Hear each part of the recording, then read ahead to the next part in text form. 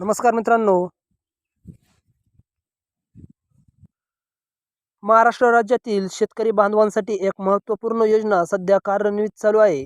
राष्ट्रीय अन्न सुरक्षा अभियानांतर्गत म्हणजेच NFSM राज्य शासनाने शेतकऱ्यांना त्या ठिकाणी सिंचनासाठी पाईप खरेदीवर 50% अनुदान देण्याची योजना जाहीर केलेली आहे.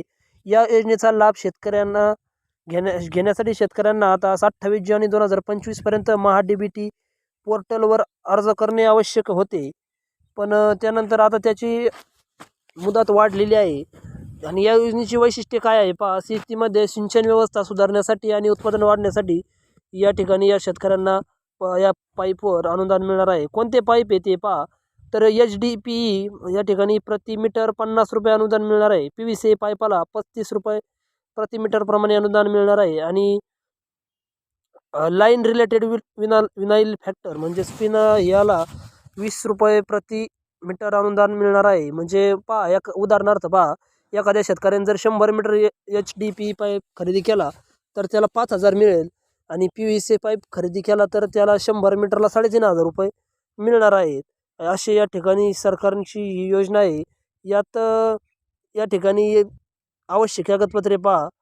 आवश्यक कागदपत्रे पाहण्याआधी याच्यासाठी फॉर्म भरू शकतं. अर्जदार महाराष्ट्र राज्याचा रहिवासी असला पाहिजे.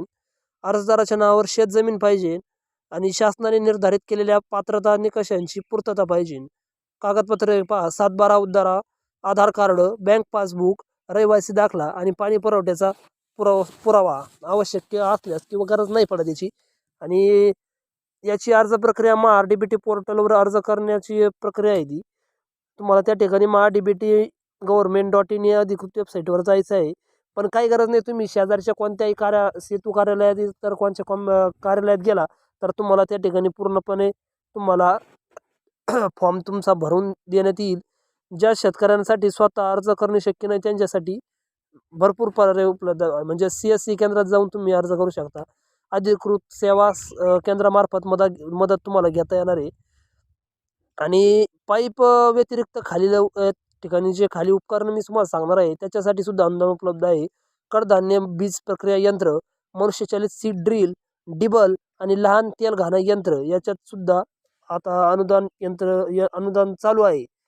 तर शेवटच्या क्षणी येणाऱ्या तांत्रिक अडचणी टाळण्यासाठी लवकरात लवकर अर्ज करून ठेवावा.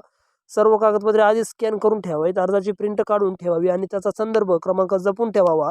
अर्जाची स्थिती वेळोवेळी तपासत राहावी. अशा प्रकारे तुम्ही हा फॉर्म भरू शकता. या योजनेमुळे शेतकऱ्यांना सिंचन खर्च कमी होणार आहे.